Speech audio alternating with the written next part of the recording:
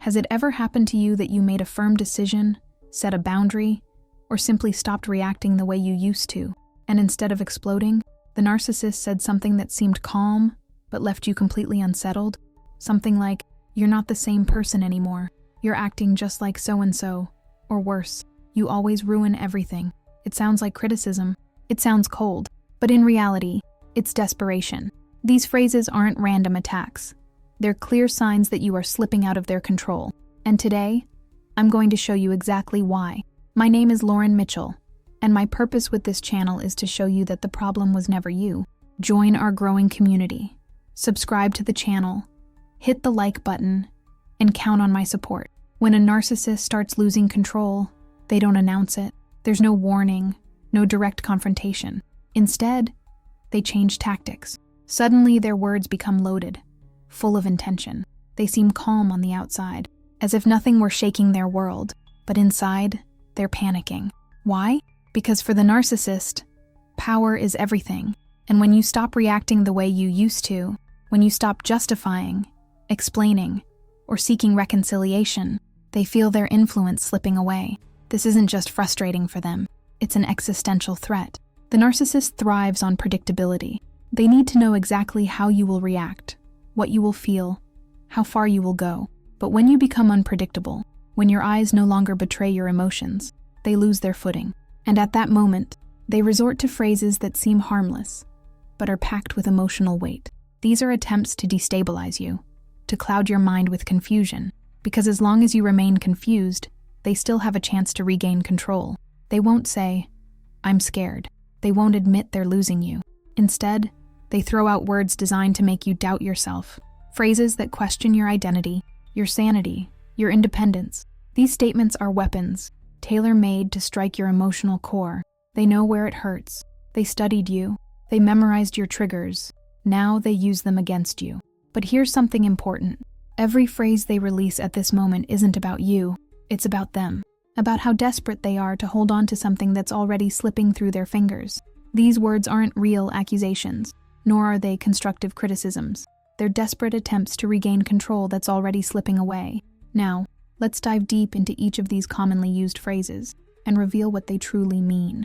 Each phrase was carefully chosen because it carries a specific emotional pattern, a pattern designed to confuse you, diminish you, and make you doubt your own reality. But by recognizing the true intent behind them, you gain something incredibly valuable: clarity. This clarity is what allows you to break free from the cycle of manipulation and take command of your own story. So let's analyze these 10 common phrases in detail, one by one, not to relive the pain, but to understand how each one is actually a sign that you are winning.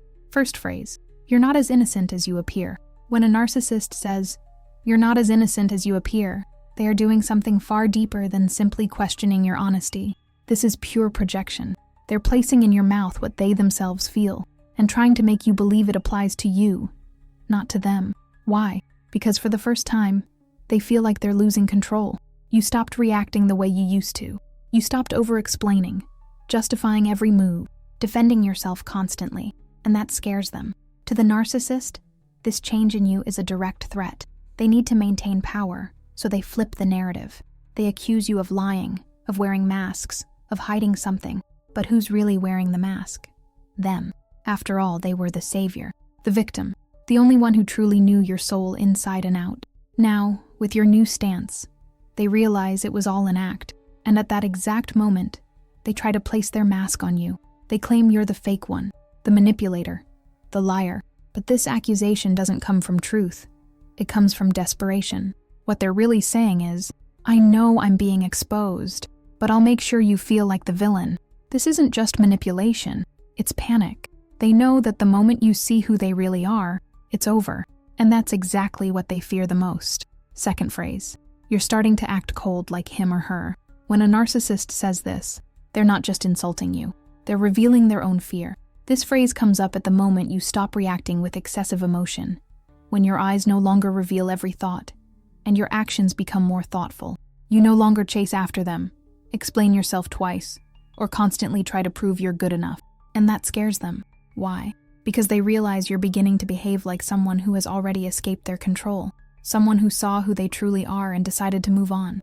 That's why they use the word cold as if it were an accusation.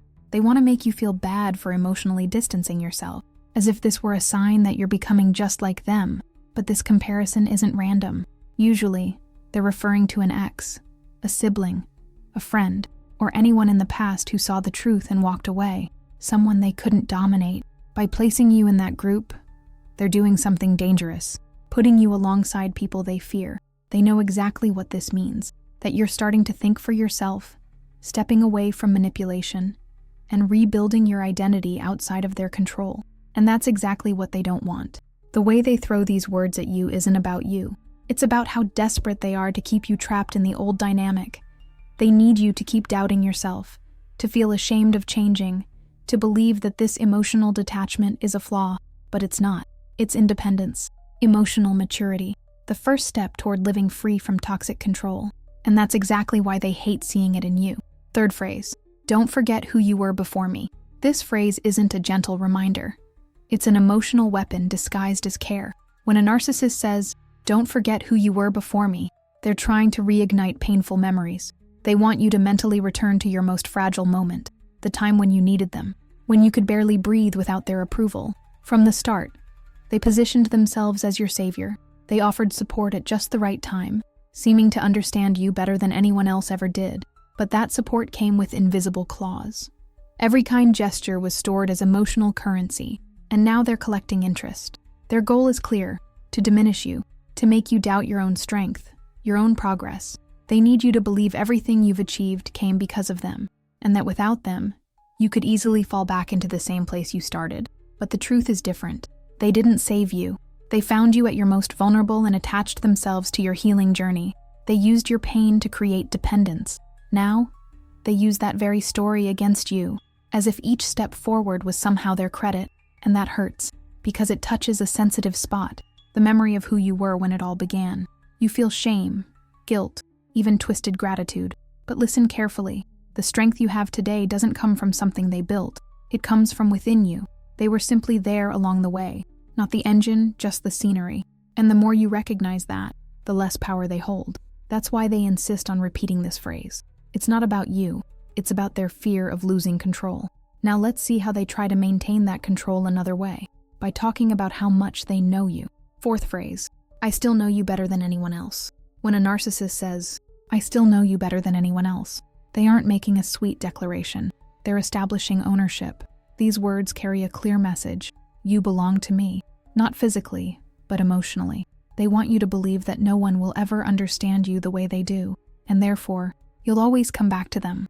They spent time observing your reactions, mapping your triggers, memorizing what makes you laugh, cry, or fall silent.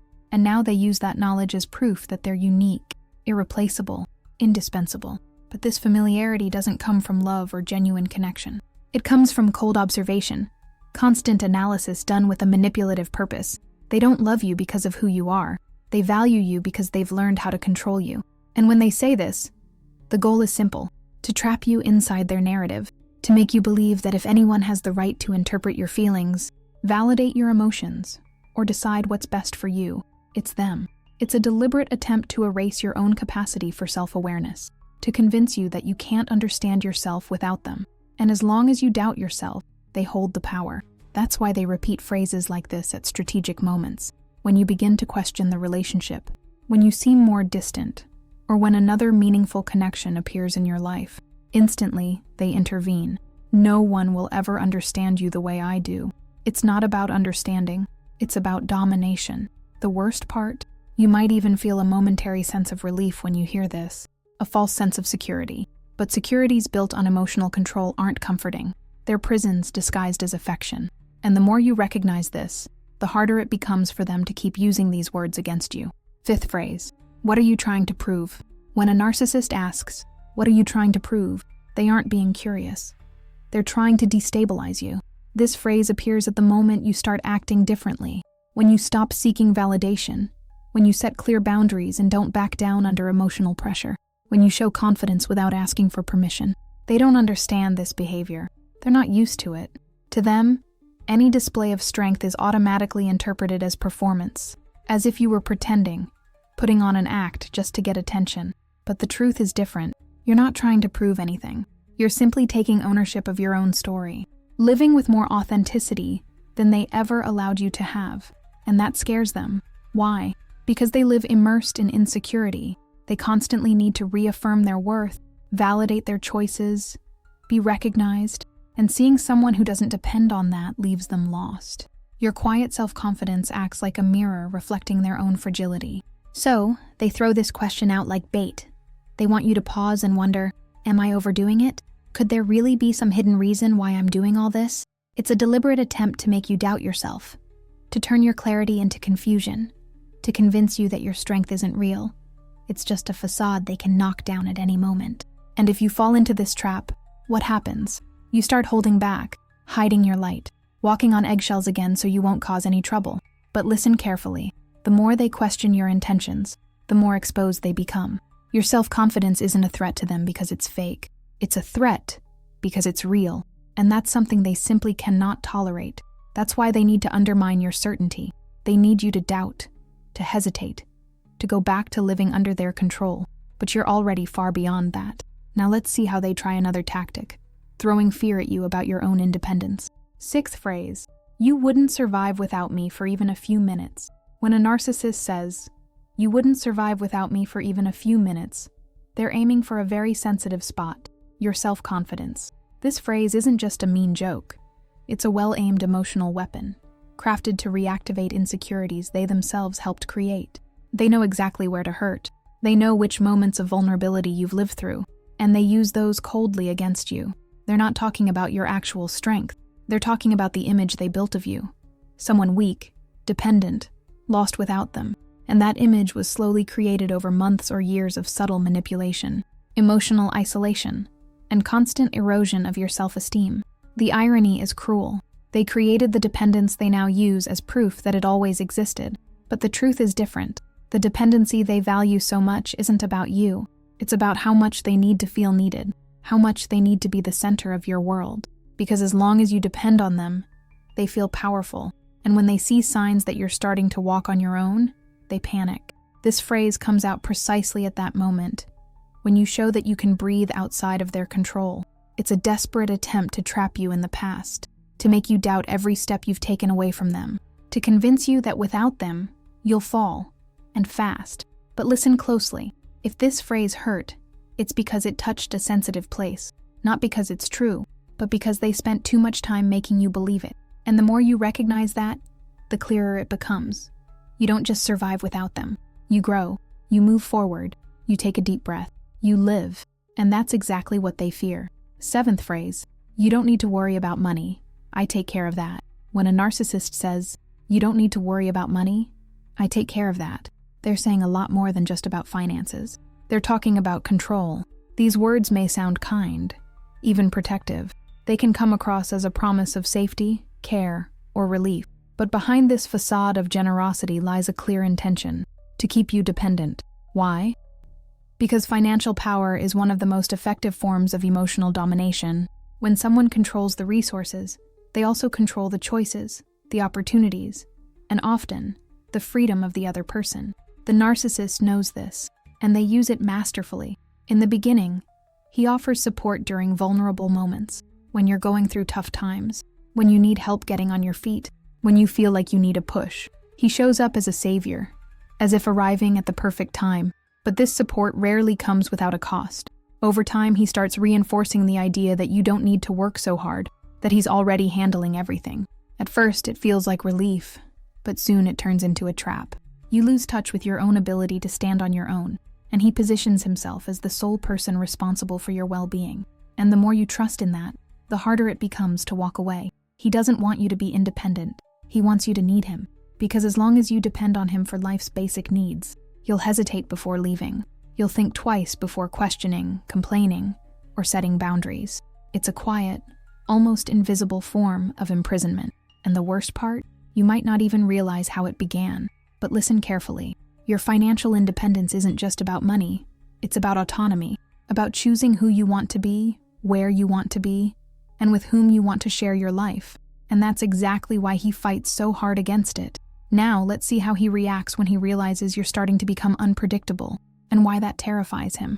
8th phrase, I know you're planning something. When a narcissist says, I know you're planning something, they're not making a clever observation.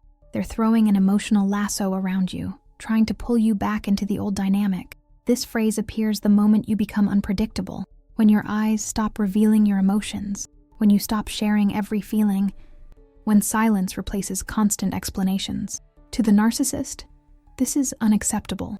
They need to know where you are, what you're thinking, how you'll react. That's what fuels their control. But when you shut down, when you start having thoughts and plans that no longer include their opinion, they lose their advantage. And then, they respond with suspicion.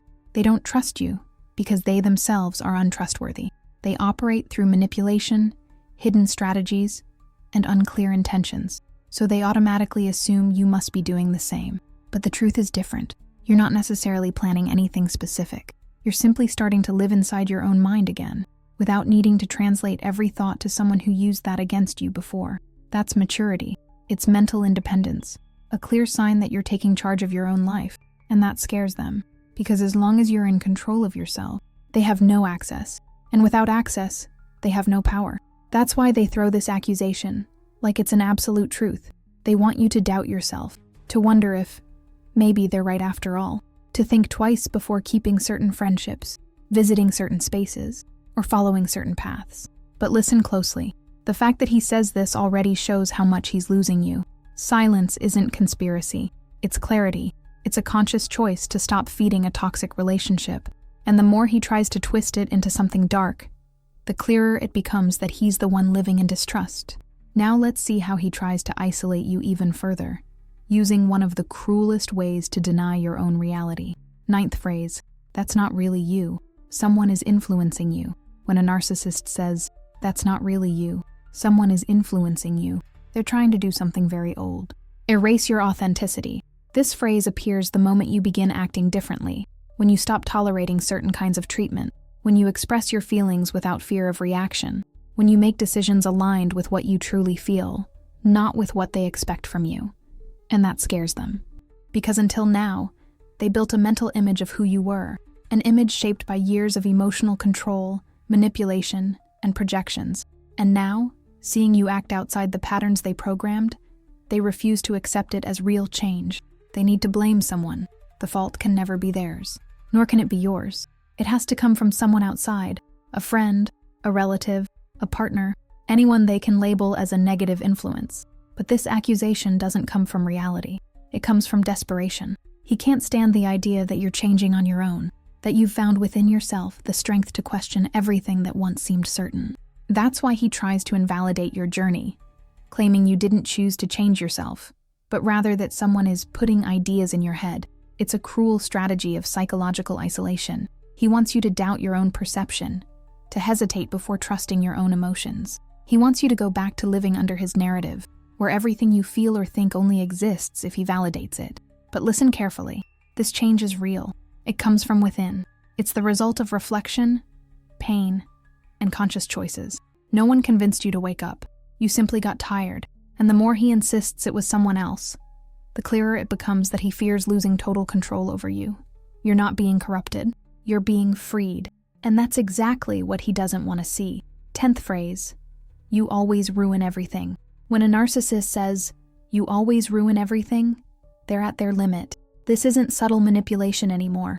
It's not a disguised attempt to win you back with words. It's the moment they realize all other tactics have failed, and they play their final card. This phrase is an emotional scream, a desperate plea to pull you back into the old dynamic, where you felt responsible for everything, where every conflict was seen as something you caused. He knows you no longer react the way you used to, that you don't chase after him asking for forgiveness without reason, that you no longer shrink in the face of baseless criticism, and that scares him. So he tries one last move, turning guilt into a weapon. If he can make you feel like the villain, you'll start explaining yourself again, justifying your choices, positioning yourself as someone who needs fixing. That's exactly what he wants, because as long as you're busy defending yourself, he controls the story. As long as you're wondering, did I really ruin everything? He doesn't have to answer for anything. But listen closely. This phrase isn't about you. It's about his inability to accept that he's lost power. It's the final confirmation that he no longer has influence over you. And in a desperate attempt to regain anything, He dumps all the blame on you. And at this moment, you need to be clearer than ever. You don't ruin everything. You just stopped living within the limits he imposed. You stopped following the rules he wrote. You started living authentically, even if that shook the control he so deeply valued. That's not destruction. It's liberation. And the more he tries to label it as chaos, the clearer it becomes that he fears losing you forever. Because now you're not just changing. You're walking away. You've heard each of these phrases. Maybe some still hurt when you remember who said them. But now, you understand what they were truly revealing. These words are not proof of your weakness. They are clear signs that you are winning. Each phrase is a reflection of the narcissist's desperation, a signal that they've lost control over you. And that didn't happen by accident. It happened because you changed, because you stopped reacting the way you used to, stopped over-explaining, stopped living under emotional pressure. You don't ruin everything. You simply stopped living inside the story written by someone terrified of losing power. And by taking ownership of your own story, you broke the cycle. Now, the key is to recognize these phrases for what they truly are: emotional weapons used against you at the very moment you show the clearest sign of independence. Don't fall into the trap of doubting yourself. Don't go back to over-explaining. Don't let any of these phrases make you hesitate, because the more you understand the true intention behind them, the clearer it becomes. You're not losing anything. You're recovering your voice, your identity, your freedom, and that is something no one will ever take from you again.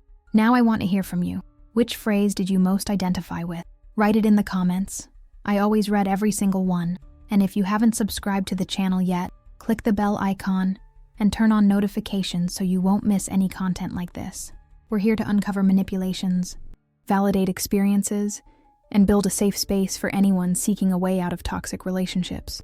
Also, know that in the description of this video, there's a link to support materials created with care to help you reframe what you've been through, strengthen your self-esteem, and move forward with inner peace. Definitely worth checking out. The knowledge continues. The next video contains essential information for you. Tap the screen and check it out. Remember, you are light. Never forget to shine.